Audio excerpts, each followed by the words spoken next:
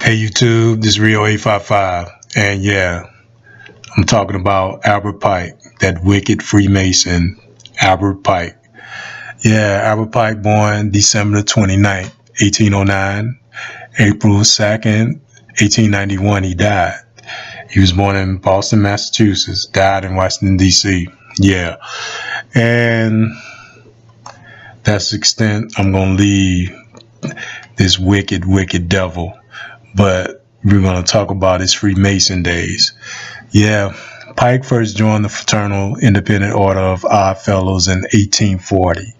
He next joined a Masonic lodge where he became extremely active in the affairs of the organization. In 1859, he was elected Sovereign Grand Commander of the Scottish Rites Southern District. He remained Sovereign Grand Commander for the remainder of his life, a total of 32 years, devoting a large amount of his time developing the rituals of the order. Notably, he published a book called Morals and Dogma of the Ancient and Accepted Scottish Rite of Freemason. Scottish Rite, sound like my man Trump. Oh yeah, he got lit in it. He got a lot of Trump got a lot of leverage in his Freemasonry, and he's a big time Freemason. Scottish Rite Freemason. Yeah, let me say that again. Morals and Dogma of the Ancient and Accepted Scottish Rite of Freemasonry in 1871, of which there were several subsequent editions. This helped the order grow during the 19th century. He also researched and wrote the seminal treatise Indo-Aryan Deities and Worship as contained in the Rig Veda, whatever, but Veda. In America, Pike is still considered an eminent and influential Freemason, primarily in the Scottish Rite Southern jurisdiction. They got a statue of this man still in Washington. A lot of people have been protesting to get this statue out, but it remains. Yeah, they love this general. They love this Freemason, this guy who started the Ku Klux Klan. Yeah, legacy. Pike died in Washington, D.C. at the age of 81 and was buried at Oak Hill Cemetery. Burial was against his wishes. He had left instructions for his body to be cremated because he was so damn evil. In 1944, his remains were moved to the House of the Temple, headquarters of the Southern jurisdiction of the Scottish Rite. A memorial to Pike is located in the Judiciary Square neighborhood of Washington, D.C. He is the only Confederate military officer with an outdoor statue in Washington, D.C. Yeah. The Albert Pike Memorial Temple is an historic Masonic Lodge in Little Rock, Arkansas. The structure is listed on the National Register of Historic Places. Yeah. Sorry about some of this, and these words are a little on my screen, so bear with me. Yeah. So we see where his legacy and people got that statue in Washington still uphold this evil ass man. But I'm through with that.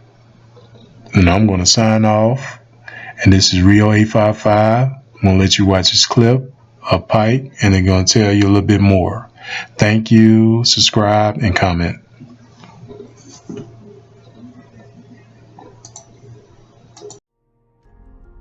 This video will cover Grand Wizard Albert Pike's 3 World War predictions, which are quite frankly stunning. But first, I want to give a background on the person who exposed the Illuminati's preparations for World War III and how they plan to use Islam to destroy the West.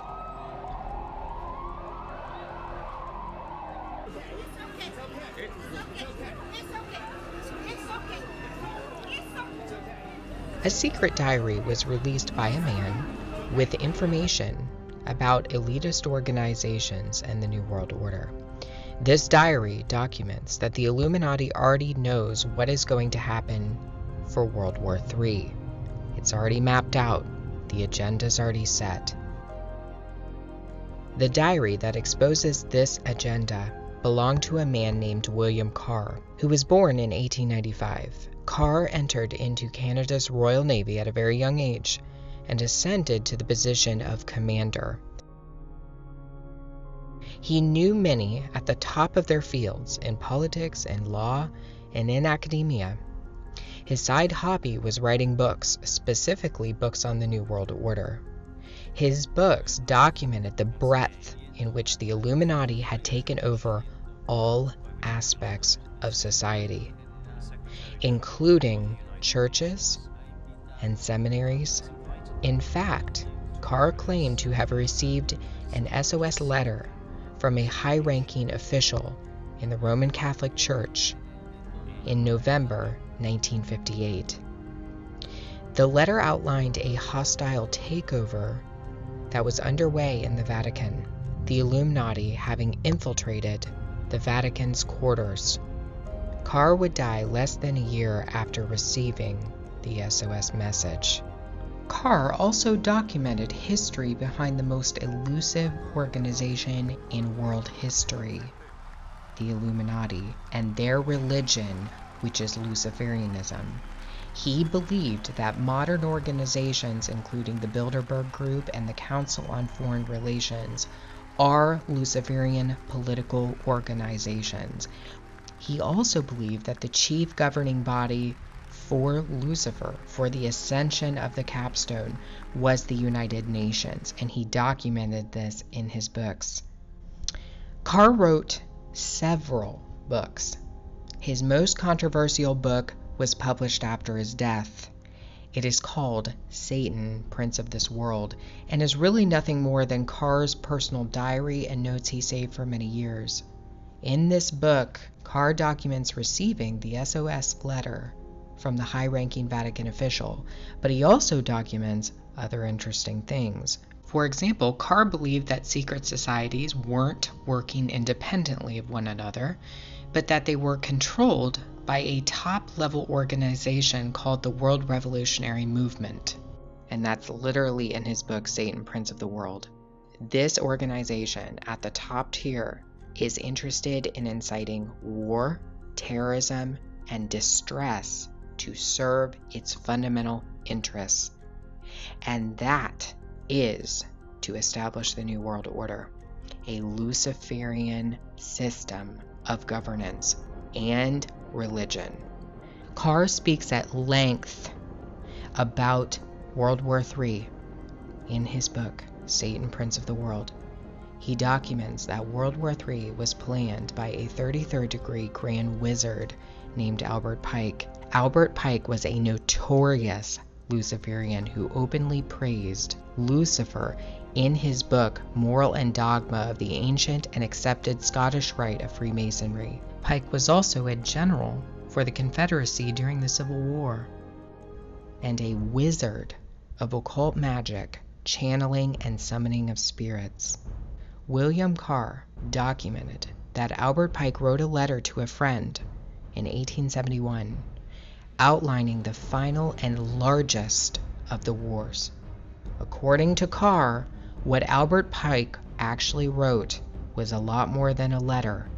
It was a blueprint that spelled out exactly what would happen in the last war. Carr said, quote, "In the 1860s, Albert Pike is recorded as saying his military program might take 100 years or a little longer to reach the day when those who direct the conspiracy at the top will crown their leader king despot of the entire world and impose a Luciferian totalitarian dictatorship upon what is left of the human race." That's what they're saying. Pike seems to indicate a conspiracy to start a war so that the Antichrist can ascend to his position as world ruler. Pike's letter ironically also detailed the specifics of the first two wars with stunning accuracy, suggesting that he knew before time the details surrounding each of the wars. World War I, according to Pike, would be fought to overthrow the czars in Russia and change Russia into a communist state. The Second World War would be fought for two reasons: to establish the State of Israel and to expand communist control over Europe. The Third World War will be what allows the Novus Ordo Seclorum to rise out of the dust. According to Pike, Islam will be the central factor in the downfall of the West. Islam will be decimated in the process, allowing for the new religion of pure Luciferianism to spread on the earth. All Muslims will fall for this system. There isn't a single Muslim on earth who will not partake in the religion of the New World Order, according to Pike. Islam is merely a tool to destroy the Christian West. That's it. That's all it is. It's a tool. That's what they said hundreds of years ago. The master plan to use Islam was kicked off in 2001 when the fear of Americans was taken advantage of by an esoteric cabal lurking in the shadows. Do you not think an angel rides in the whirlwind? In his inaugural address, George W. Bush proclaimed that an angel would ride the whirlwind and direct the storm. The master plan was unveiled in 2001 for World War III. They started Albert Pike's blueprint when they flew 2 planes into the World Trade Centers and blamed it on Islam. The storm that would come and the angel that would bring it were long-awaited prophetic fulfillments. And as Albert Pike, Grand Wizard of the craft, had predicted, Islam would be the choice religion to use to foment a crisis between it and the West that would only get worse.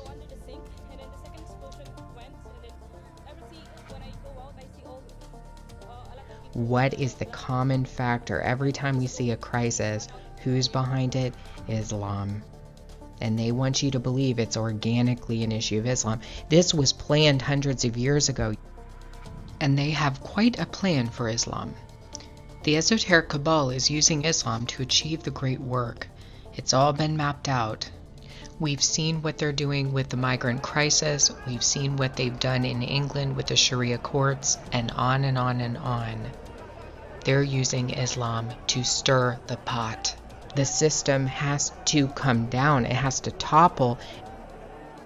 Islam will be used for the ultimate goal, and that is to fully usher in the Luciferian capstone. They're going to keep using it to destroy Western Christianity, Western culture. It's going to happen, and there's really nothing you can do about it except to pray. That's it.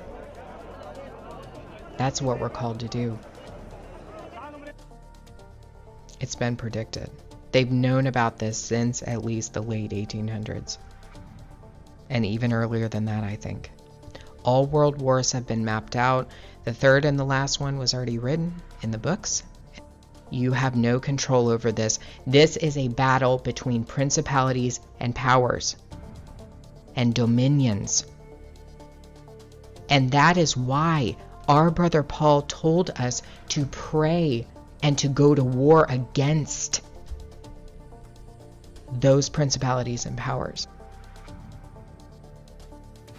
And from the ashes of their world, we'll build a better one.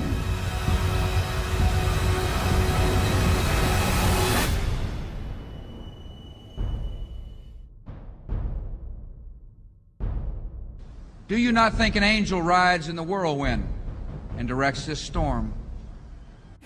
Out of these troubled times, our fifth objective, a new world order, can emerge, a new era, freer from the threat of terror. This work continues. The story goes on. and an angel still rides in the whirlwind and directs this storm. A world where the United Nations, freed from Cold War stalemate, is poised to fulfill the historic vision of its founders.